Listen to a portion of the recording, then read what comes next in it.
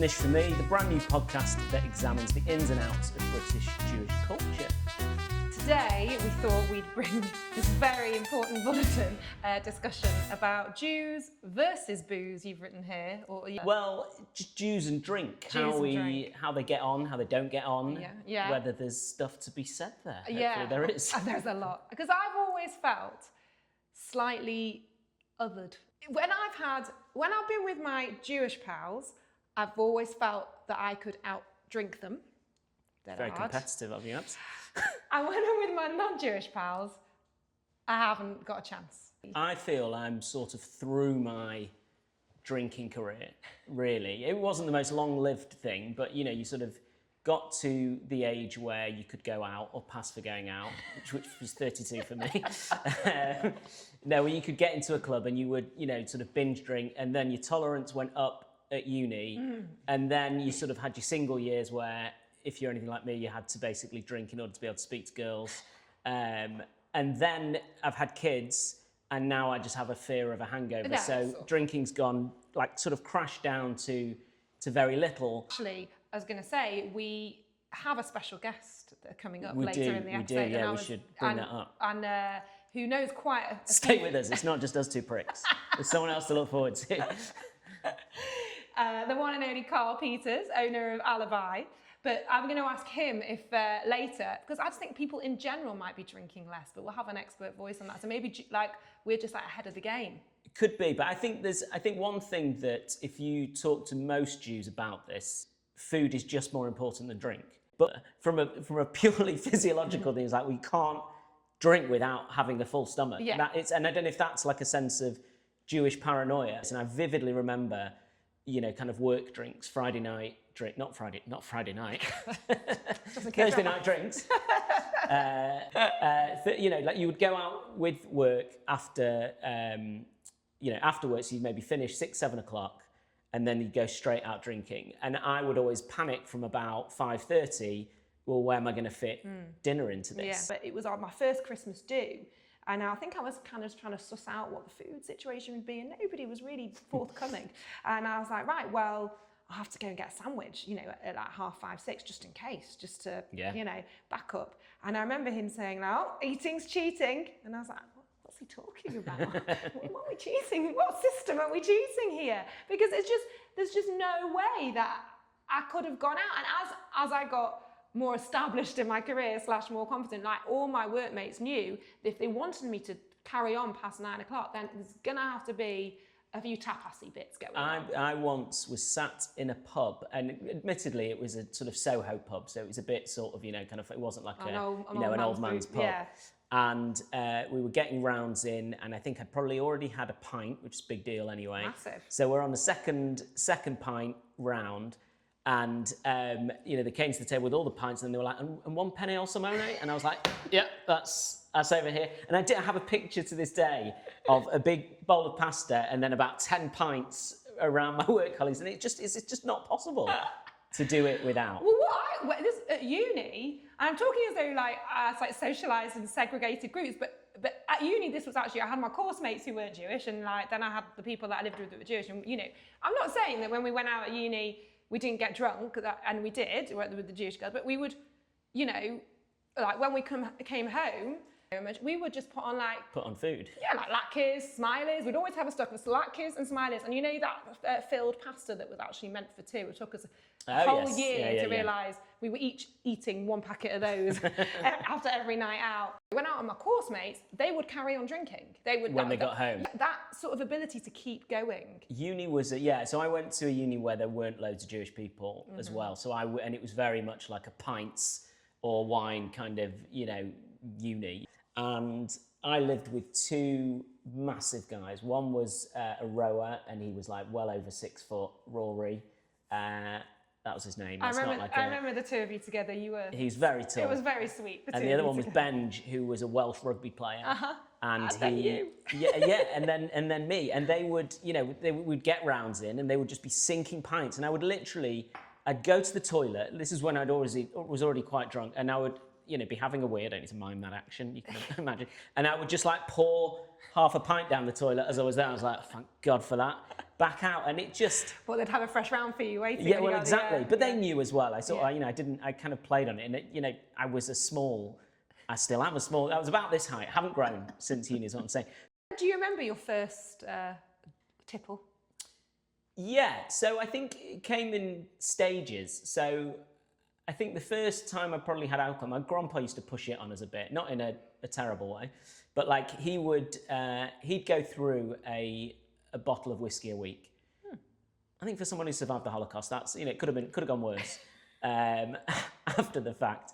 But he would have a bottle of Bell's, which is like lowest common denominator whiskey a week. And I think that was really his sort of only vice. But when we would go on a Shabbos afternoon, and he would often, when my grandma wasn't looking, he'd pour himself a shot. He'd say the bracha, he'd have his kiddush, and he'd put it straight back in the box, which would have driven her mad because it just never got cleaned, this drink. Right. But this is a very long-winded way of saying that when we were about 10 or so, he'd offer one to us. And we probably tried it as a sort of like, oh, this is funny, isn't it, kind of thing. But it was utterly repulsive. So there was no sort of, sense of, oh, right, early adopter, I'm on this now. But I remember vividly at my brother's bar mitzvah going to the bar and getting like Canada Dry ginger ale, because it looked like beer. So you could impress all the older ladies who were married to your parents' friends.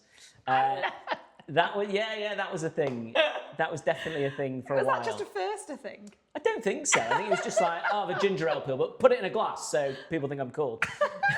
But then going out, the Jews generally gravitated towards one or two places at each moment in time, and you would go where the Jews were going, and then you would, But that was often dictated by who let underage kids in. Absolutely. Yeah. So the first place I remember going to drink was a place called Satan's Hollow. I remember. Which was basically a grunge kind of heavy metal bar done out thematically in like sort of Halloween stuff, but full of, sort of like young privileged Jews in their, best clothes for getting into town, because that was the place you could get in. Tops and chippy trainers. Absolutely. I'll never forget the first time we went in, I was waiting to hang my coat up, because obviously, that's what you've got to do. So got in, I think I was with Ben Tyre, friend of the show, Ben Tyre in the queue. And there was this guy with like wide eyes behind us who was clearly like off his face on all sorts. And he just went to Ben Tyre and went, "Do you like rave?" And Ben went, quick as a flash, he went, "No, but he loves it." He pointed at me, and I could not get rid of this guy for like half an hour.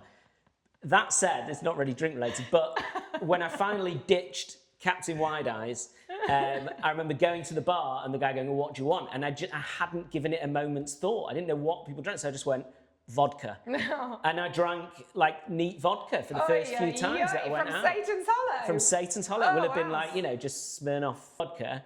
And I just had it neat. So that was the first time. But what are your initial memories? My grandpa was also a whiskey drinker, and but I mean, it was always a Friday night. He would offer everyone a whiskey. He used to travel quite a lot for work. Right. And he used to go to Eastern European countries for work, and he used to always say, he used to be absolutely delighted and like tickled when he used to go to Manchester Airport at like 7 in the morning, and you'd hear like, "You having one, Fred? You having one?" And he used to be like, "This is great." My grandpa was in the Norwegian Navy. We'll get into that another time. So, he could drink.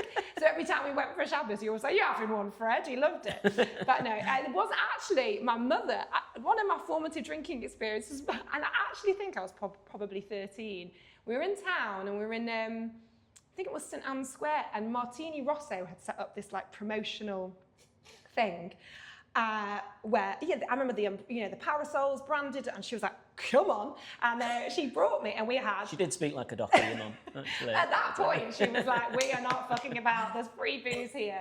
It's one, like many things my mum taught me, but she did teach me how to have a good time and also how to enjoy a freebie. So we had like martini and lemonade, and actually if you've ever had martini rosso and lemonade, it's very sweet. So for a 13-year-old, it was lovely and more than palatable. And it kind of became a bit of our thing when we went on holiday. She would order me one after that. But I love that. Yeah, it was very nice. Except when I went on Rishonim 99. So I was 14, 13. And 14. do you remember how your parents used to send you little care packages on camp? Yeah, you'd get some sweets. Get some sweets and some chocolates and a nice little letter or card saying how much they miss you.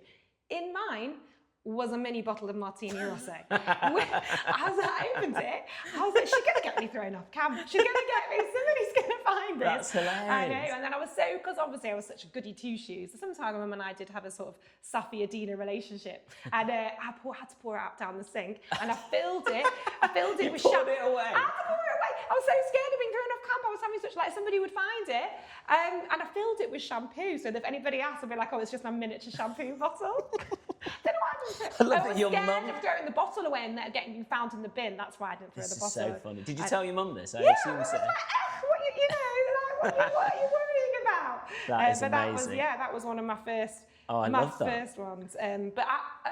What's been your worst ever sort of drinking episode? That's easy. And it does have a sort of Jewish theme to it, sort of. So when our year group went on Israel tour with Habonim, it was during the Intifada. Kind of the run up to it was marred by, sort of lots of terrorism in Israel. So my parents were adamant that I couldn't go. Did you go? You did, yeah. And most people ended up going, and they were just adamant. They were like, well, do you know what? We'll go to Marbella instead. We landed in Marbella, and there was a bloody bomb threat at the airport, bomb scare at the airport. I was livid, absolutely livid. I was like, could be in Israel right now. So I think towards the end of that holiday, I went out with the Leeds boy who was there, and I can't put it on him, that wasn't his fault. And I went out and I basically discovered Sambuca, and I'd never had it before, and we just went to a bar, and they would clearly serve anyone, because we were, 16 and looked about 14. And I had a Sambuca, and I was like, this tastes like Bonjela, this is amazing. I'll have 5, please. Nice round number. And I basically must have had about 8 Sambucas in the space of about half an hour. Oof. And about an hour later, I was projectile vomiting everywhere. It was really bad. Like in this little square in Marbella that everyone kind of knows, where there were a few bars around it. Anyway, about an hour and a half later, I was on the very filthy toilet seat in the cubicle of one of these bars, saying the Shema, because I thought I was going to die. And that remains to this day my absolute worst drinking experience. Oh my God. No. It was horrific. My fortnight would still be so proud. That I'd had the wherewithal, the tzechel, if you like, to say my final prayers. The hangover for that lasted a good 24 hours. Yeah. And I didn't drink Sambuca for about 20 years after it as well, yeah. I have that with the smell of Nagila, because my worst You're not supposed to drink it. Yeah. So that's the key. Bear with. Mine was also on a family holiday in Eilat for Pesach. And I went out. I was actually sharing a room with my late grandma Edie, which was it was so sweet. And we went out. I can't remember who I went out with, but we got drunk in the Nagila bars. And so, that's where that smell comes from in my mind. And I got so drunk, and I came back to the hotel, and I puked everywhere in front of my grandma. Yikes. Who the next morning, I just remember being sat on the edge of the bed, and her sort of, patting me gingerly and saying, oh, it must have been the matzi braya. And I was like, as I said to Grandma, I was like, Grandma, I think I was about 15, 16. Grandma, it wasn't matzi braya, I was drunk. And she was so shocked. She went, your mother never did this. And I said, yes, she bloody did. And my mum was like, why did you drag me into it? You also could have just got away with it, though. I know, but I don't know. I was so hungover and I could barely see. And I just, every time I went out, I was like, not too much matzi braya, Abigail. It was very sweet. I had a very cursory sort of Google into kind of like drinking and Judaism, and was like, here for fact checking. This is the sheer bit. Here's the science part. But no, so I was interested because obviously, it's not a religion where drinking is banned. It's not like Islam where you can't have alcohol. It's very present within the rituals. Kind of wine is, you see it loads in the, kind of service, and it's, you have it at Kiddush, it's mentioned in the Torah loads and loads. But it's not, Jews aren't associated with being kind of big drinkers, as you say. I think there's one time, which I was aware of regardless. Like Purim basically is when there's not a commandment, but there's a midrash or a kind of teaching that basically says you should get so drunk that you can't tell the difference between Mordechai and Haman. Mordechai being the goodie, Haman being the baddie. Boo. Indeed. Thank you. So that and there is actually, for anyone who wants, there's an amazing video out there of Gateshead in Newcastle has a massive yeshiva community, so very frum community of mostly men. And there is a brilliant video of some like Geordie influencer from like 10 years ago who basically is like talking to camera in his bedroom going like, there's a huge community here of like these Jews who like, you know, they're lovely people, they keep to themselves, you don't see them, but then like one night of the year they get absolutely lapped. And then it cuts to him on like the back of a van filming like these yeshiva boys going absolutely mental. I'll try and find the link and post it somewhere when we've got a website or something, and we'll draw your attention to it. It's well worth a watch.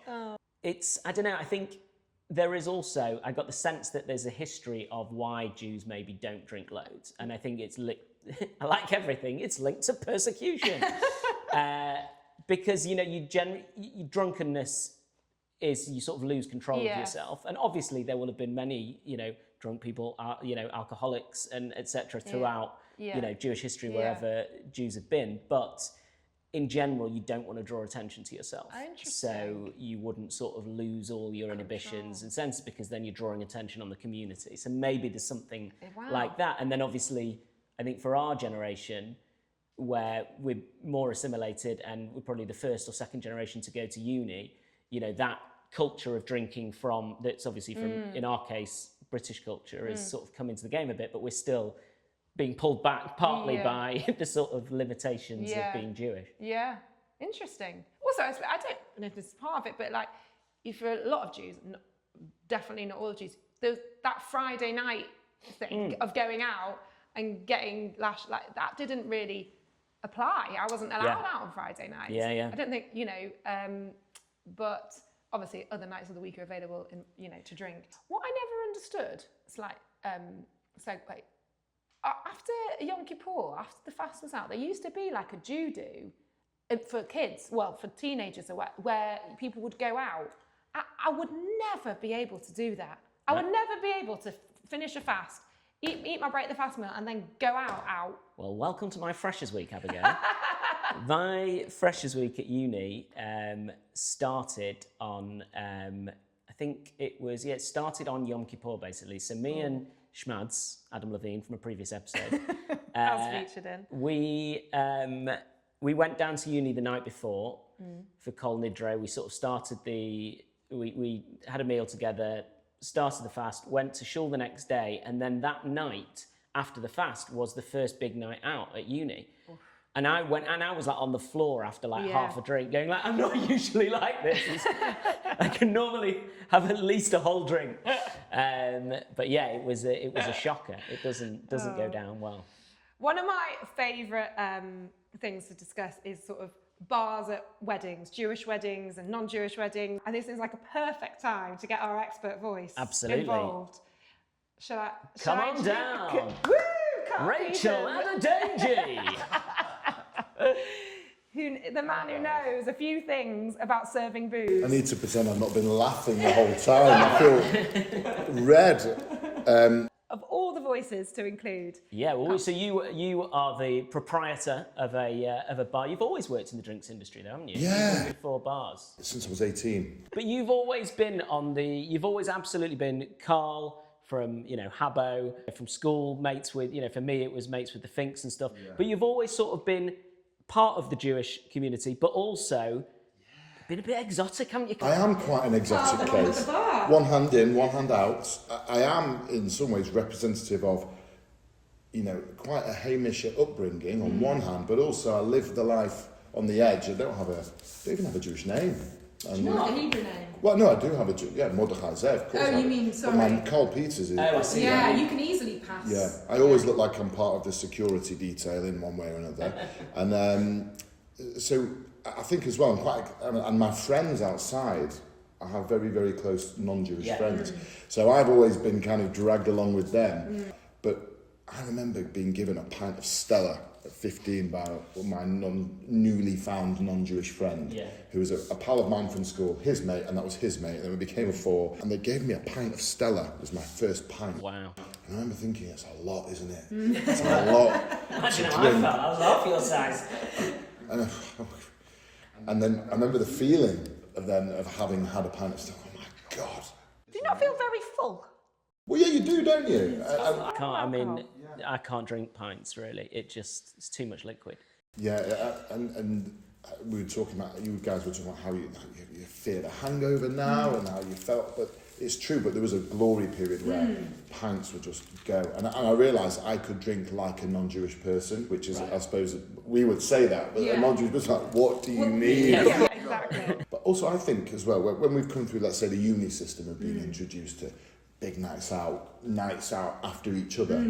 The people we're surrounded with, in the case of non-Jewish people, and by the way, I love this, I didn't know my university didn't have many, it was Oxford.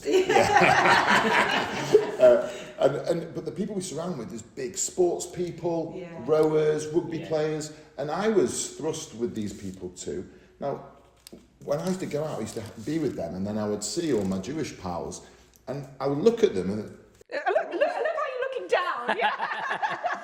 For the most part, that's where we were. Shackled on the floor together. they're smaller, they look like they've got a closer relationship with their mothers.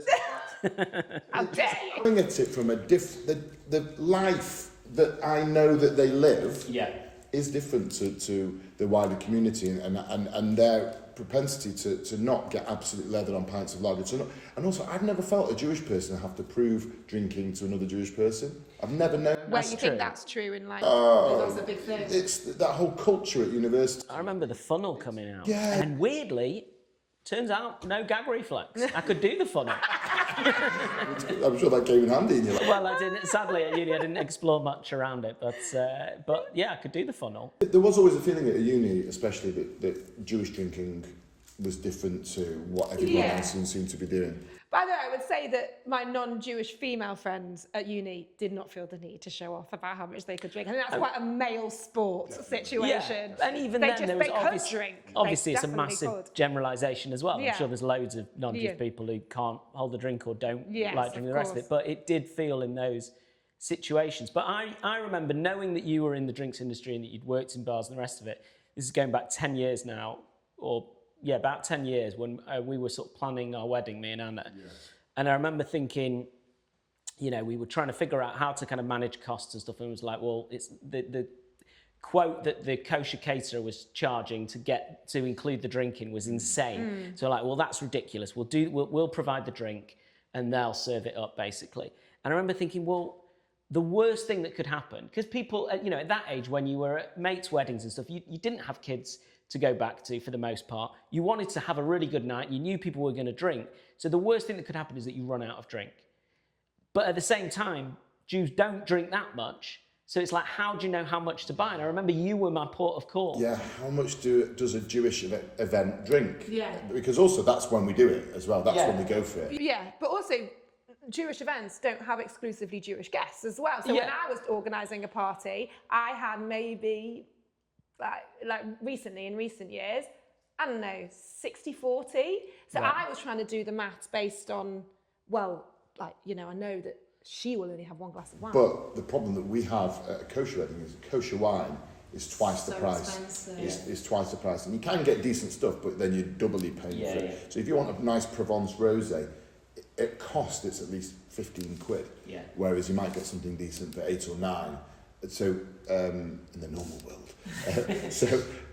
And then we've got 300 guests, 30 tables of 10 going to have a red and a white on each table. Straight away, you're in for thousands just on kosher wine. And in my line of work now, where we do events, putting bars on for occasions, I often say to people, trust me, buy the wine yourself, because you're going to save money, and if you can take it back, you do that, it's going to save you, because it is a massive expense. Right. And then unless I've got another Jewish do after it, then I don't want to be holding kosher wine stock. But you can get good stuff now, and the kosher provision is much greater, but some amazing products are immediately eliminated, including Martini Rosso.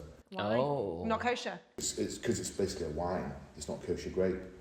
Rona, you really dropped her in it. Well, she also liked bacon and eggs on a breakfast, so let's not worry about Martini Rosso. Only on holiday, not in the house.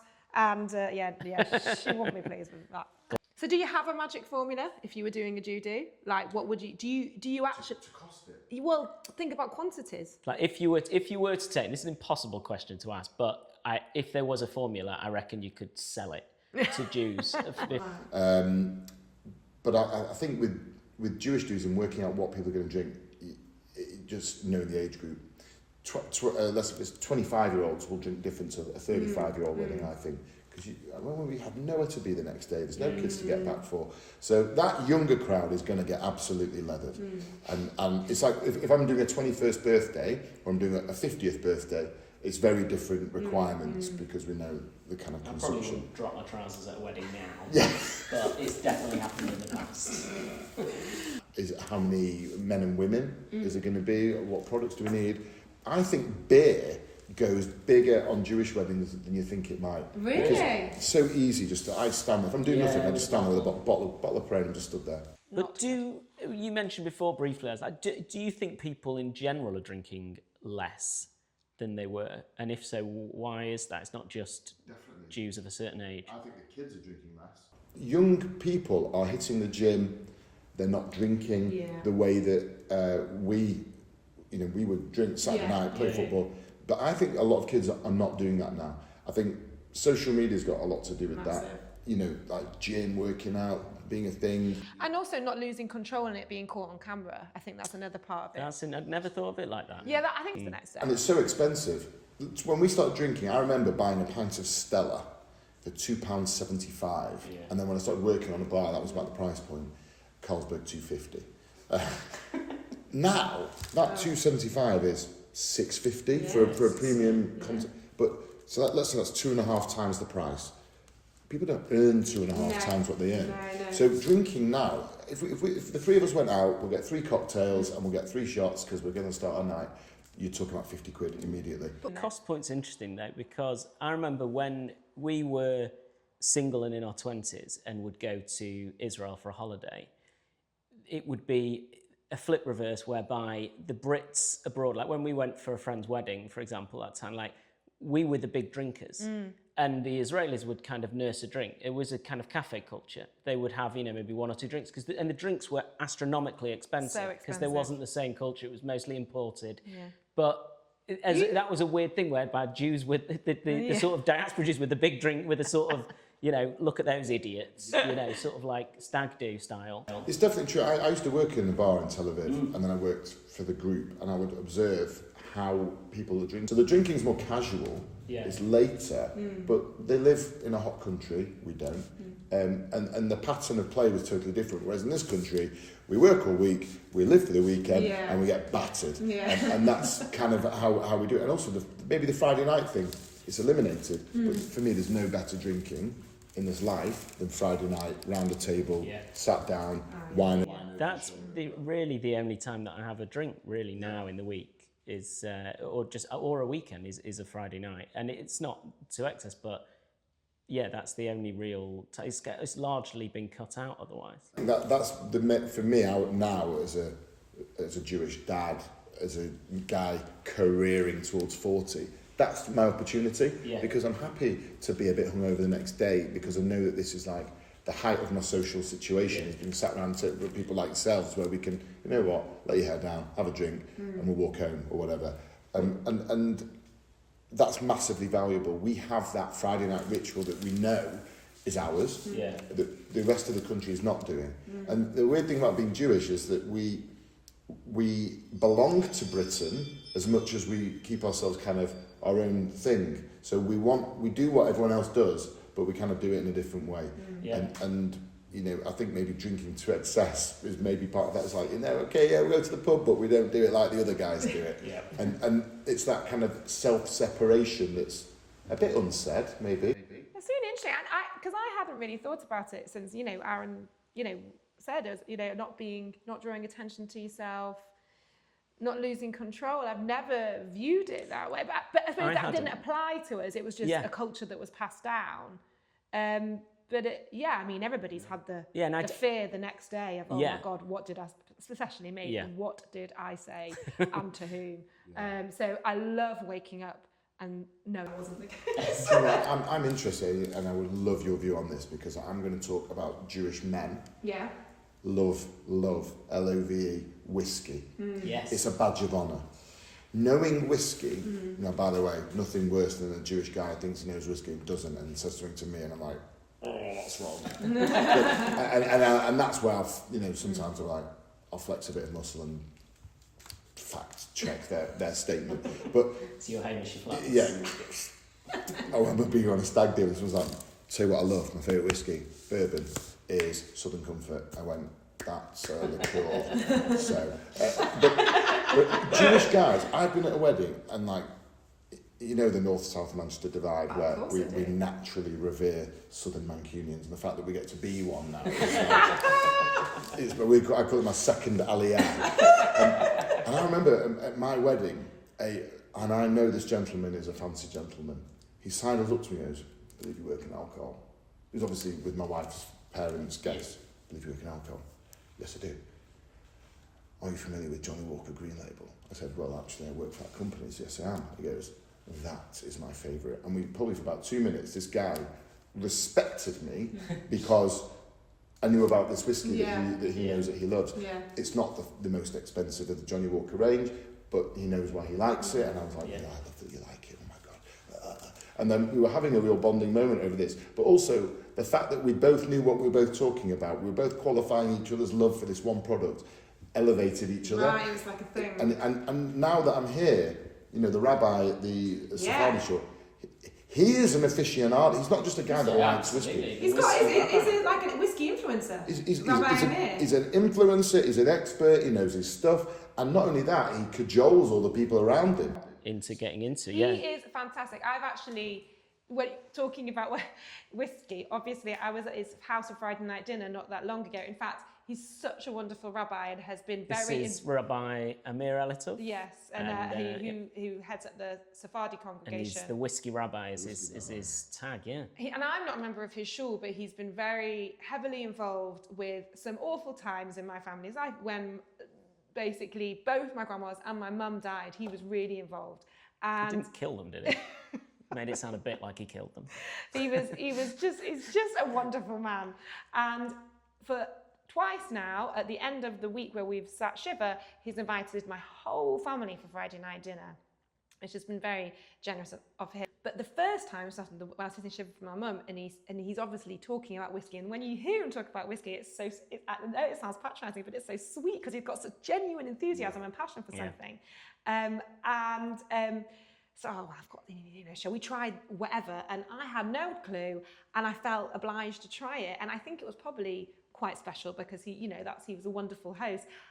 Tastes like dog shit, and I just couldn't. And I was just like, there's a thing on the table, and I have to drink it. And he's just been so great and so supportive, but I can't drink it. But next time, I just respect him. So whiskey is a tool that Jewish men can kind of bond over, right? Yeah. Is there an equivalent in the female world? Let's say women 35, 40 plus, like men get into whiskey. It's like a sort of... My mother-in-law would object at this point because she loves her whiskey. My auntie too. My grandpa, my auntie had 3 children, each time brought her a bottle of whiskey to the labour ward. So I think you're absolutely right. I think Jewish men do love to sort of talk about whiskey. I will interject to say that women don't need something like a booze to bond over because we just talk like normal human beings. We don't need ruses to bond. We don't need to talk and pretend that we're having a conversation. We just have real conversations. I do think there's a reason that it's unique within more religious Jewish men, more observant Jewish men, is that they largely, with a few exceptions, have the choice of the whole range. Yes, yeah. And I think that's unique. And a friend of mine went to, he really enjoys his whiskey, and he, for his birthday, for his 40th, I think his father-in-law got him a ticket and went with him to this big whiskey day in London, basically, where all the distilleries come and have their stalls, and you can basically pay quite a lot, you pay for an expensive but reasonable ticket for what you're getting, and you can go and try any of the whiskies, and they've got their headline whiskies and their sort of 15, 20-year aged bottles.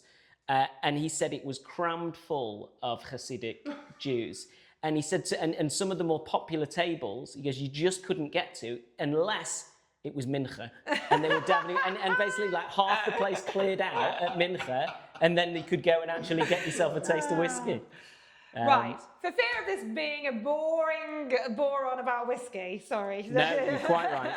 Let's Nisht for me. So each episode of this, we nominate a Nisht for me. Yeah. It doesn't have to be alcohol themed, Yeah. but I mean, it can be. For me, I've got many alcohol Nisht for me.